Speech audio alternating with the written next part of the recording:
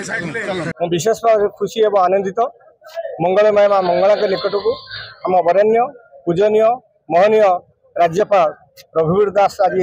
आगमन करते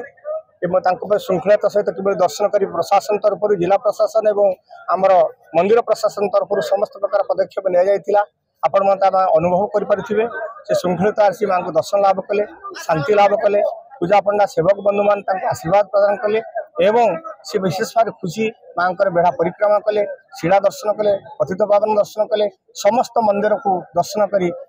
गंतव्य मंदिर उन्नतीकरण विषय आलोचना से संपर्क अवगत करा तथापि